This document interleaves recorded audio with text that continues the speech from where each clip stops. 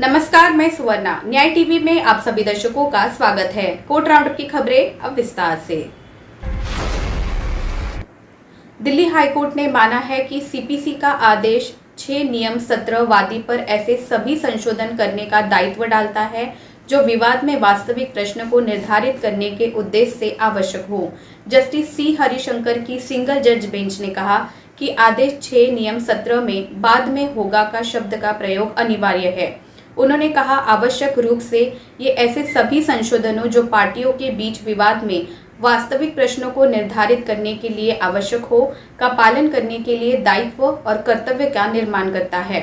इस संदर्भ में अनुमति है शब्द के उपयोग के बजाय किया गया शब्द भी महत्वपूर्ण है।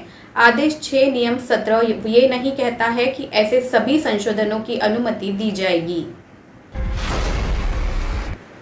दिल्ली हाईकोर्ट ने माना कि आवश्यक दस्तावेजों के साथ प्रारंभिक फाइलिंग को वैध फाइलिंग नहीं माना जा सकता है। इस प्रकार याचिका दायर करने की पहली तारीख को उस तारीख पर विचार किया जाना चाहिए जिस पर सभी वैध दस्तावेजों के साथ याचिका फिर से दायर की जाती है। इस मामले में मध्यस्थता और सुलह अधिनियम 1996 की धारा 34 के तहत मध्यस्थ अवार्ड के खिलाफ याचिका दायर की गई थी। वर्तमान विवाद में प्रतिवादी ने इस आधार पर याचिका का विरोध किया कि ये परिसीमा द्वारा वर्जित है। प्रतिवादी ने प्रस्तुत किया कि याचिका आक्षेपित अधिनिर्णय की प्राप्ति की तारीख से 3 महीने की अवधि की समाप्ति के बाद दायर की गई है और याचिकाकर्ता ने देरी को माफ करने के लिए कोई आवेदन दायर नहीं किया है। ये भी प्रस्तुत किया गया कि शुरू में 13 सितंबर 2019 को दायर याचिका के साथ आक्षेपित निर्णय नहीं है, वकालतनामा और सत्य का अनुप्रमाणित कथन और इस प्रकार प्रारंभिक फाइलिंग गैर अनुमानित है। इसके अलावा ये स्वीकार करते हुए कि याचिकाकर्ता ने 24 अक्टूबर 2019 को फिर से याचिका दायर की है, प्रतिवादी ने कहा कि ये देरी की अवधि से परे है जिसे न्यायालय द्वारा माफ किया जा सकता है। दिल्ली हाईकोर्ट ने सोमवार को भारतीय जनता पार्टी भाजपा नेता और एडवोकेट अश्विनी कुमार उपाध्याय द्वारा दायर याचिका पर विचार करने से इनकार कर दिया। उक्त याचिका में राष्ट्रीय राजधानी में मादक पेय और दवाओं के उत्पादन, वितरण और खपत को प्रतिबंधित या विनियमित करने की मांग की गई थी। अश्विनी उपाध्याय ने अदालत के समक्ष कहा कि शहर में मौजूद शराब की दुकानें स्कूलों या अस्पतालों या धार्मिक स्थलों के पास हैं और दिल्ली आबकारी अधिनियम 2019 के तहत दिल्ली आबकारी नियम 2010 के साथ पठित प्रावधानों के विपरीत स्थापित की गई है। कर्नाटक हाईकोर्ट ने पाया है कि यदि यौन अपराधों से बच्चों के संरक्षण अधिनियम के तहत दर्ज अभियुक्तों के खिलाफ मामले अलग अलग शिकायतकर्ताओं द्वारा अलग अलग समय पर दायर किए जाते हैं तो समानता का सिद्धांत लागू नहीं होता है। जस्टिस एम नागप्रसन्ना की एकल पीठ ने एक स्कूल शिक्षक द्वारा दायर याचिका को खारिज करते हुए कहा, एक निश्चित समय और अवधि नहीं होने और शिकायतकर्ता अलग होने के कारण याचिकाकर्ता की ओर से पेश विद्वान वकील की दलील कि ये समानता के सिद्धांत से प्रभावित है अस्वीकार्य है। 2021 में भारतीय सेना के लिए फिटनेस और मेडिकल टेस्ट पास करने वाले 23 उम्मीदवारों ने सशस्त्र बलों के लिए केंद्र की अग्निपथ भर्ती योजना के खिलाफ केरल हाईकोर्ट का दरवाजा खटखटाया है। याचिकाकर्ताओं ने प्रतिवादियों द्वारा जारी भर्ती अधिसूचना के अनुसार अक्टूबर 2020 में भारतीय सेना में विभिन्न पदों के लिए आवेदन किया था। फरवरी 2021 में उनका physical exam commanding officer colonel recruiting दक्षिण केरल द्वारा आयोजित की गई थी। मुंबई की एक मेट्रोपॉलिटन मैजिस्ट्रेट अदालत ने भाजपा नेता किरीट सोमैया की पत्नी मेधा सोमैया द्वारा दायर मानहानि शिकायत में शिवसेना नेता संजय राउत के खिलाफ जमानती वारंट जारी किया। मैजिस्ट्रेट पीओआई मोकाशी ने राउत को सीआरपीसी की धारा 70 के तहत पेश नहीं होने का वारंट जारी किया क्योंकि उन्हें पिछली सुनवाई पर समन जारी किया गया था।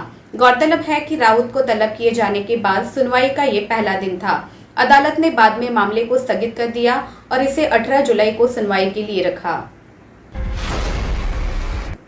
सौर पैनल घोटाले में एक मुख्य आरोपी ने यौन उत्पीड़न मामले में पूर्व विधायक पीसी जॉर्ज को मिली जमानत को चुनौती देते हुए केरल हाईकोर्ट का दरवाजा खटखटाया है। पीसी जॉर्ज को छावनी पुलिस ने शनिवार को तिरुवनंतपुरम में से एक शिकायत के आधार पर गिरफ्तार किया था। इसमें आरोप लगाया गया था कि उसने एक गेस्ट हाउस में सोलर पैनल मामले में आरोपी का यौन उत्पीड़न किया था। गेस्ट हाउस पहुंचने पर यह आरोप लगाया गया कि जॉर्ज ने वास्तविक शिकायतकर्ता को कुछ अवांछित और स्पष्ट यौन प्रस्ताव दिए। दिल्ली दंगों के आरोप में जेल में बंद शाजिल इमाम ने आरोप लगाया है कि जेल के अंदर उसके साथ मारपीट और परेशान किया जा रहा है और उसे आतंकवादी और राष्ट्र विरोधी कहा गया। शाजिल इमाम वर्तमान में 2020 के उत्तर पूर्वी दिल्ली दंगों के सिलसिले में न्यायिक हिरासत में है। शाजिल के वकील एडवोकेट अहमद इब्राहिम की ओर से सोमवार को एक अर्जी दाखिल की गई, जिसमें खुलासा किया गया कि 30 जून को शाम 7:30 बजे के करीब 8 से 9 दोषियों के साथ सहायक अधीक्षक तलाशी लेने के नाम पर उनके सेल में आए। ये दावा किया गया कि उक्त तलाशी के दौरान इमाम की किताबें और कपड़े फेंक दिए गए, उस पर हमला किया गया और यहाँ तक कि इमाम को आतंकवादी और देशद्रोही भी कहा गया। केरल हाईकोर्ट ने मंगलवार को एर्नाकुलम अतिरिक्त विशेष सत्र न्यायालय के आदेश को चुनौती देने वाली क्राइम ब्रांच द्वारा दायर एक याचिका को स्वीकार कर लिया, जिसने 2017 के अभिनेता यौन उत्पीड़न मामले में कथित रूप से अपराध के दृश्य वाले मेमोरी कार्ड को फॉरेंसिक जांच की मांग वाली उसकी याचिका को खारिज कर दिया था। जस्टिस बेचू कुरियन थॉमस ने तदनुसार निचली अदालत के आदेश को रद्द कर दिया। हालांकि अभियोजन पक्ष को कानून द्वारा अनिवार्य 2 दिनों के भीतर दस्तावेज को राज्य फॉरेंसिक विज्ञान प्रयोगशाला भेजने का निर्देश दिया गया है। राज्य फॉरेंसिक साइंस लैब को दस्तावेज का विश्लेषण करने और 7 दिनों के भीतर एक सीलबंद लिफाफे में प्रति के साथ जांच अधिकारी को एक रिपोर्ट अदालत को सौंपने के लिए कहा गया है। अदालत ने यह भी फैसला सुनाया कि मामले की सुनवाई में कोई देरी किए बिना अभियोजन पक्ष द्वारा जांच को समाप्त करने के लिए अदालत द्वारा निर्दिष्ट समय सीमा का पालन किया जाना चाहिए। इस प्रकार मामला वापस निचली अदालत में भेज दिया गया है। गुजरात हाईकोर्ट ने 2018 के कुख्यात हेरोइन तस्करी मामले में आरोपी रफीक आदम सुमरा को उसकी बेटी की शादी में शामिल होने के लिए 3 दिन की अस्थायी जमानत दी। जस्टिस विपुल पंचोली और जस्टिस संदीप भट्ट की खंडपीठ ने आदेश दिया कि रफीक को 16 जुलाई से 18 जुलाई 2022 की अवधि के दौरान अस्थायी जमानत पर पुलिस एस्कॉर्ट के साथ जेल प्राधिकरण के समक्ष 5,000 रुपये के निजी मुचलके पर रिहा किया जाएगा। पुलिस एस्कॉर्ट का खर्च वहन करेगी। फिलहाल बस इतना ही। अन्य खबरों के लिए जुड़े रहिए न्याय टीवी के साथ। नमस्कार।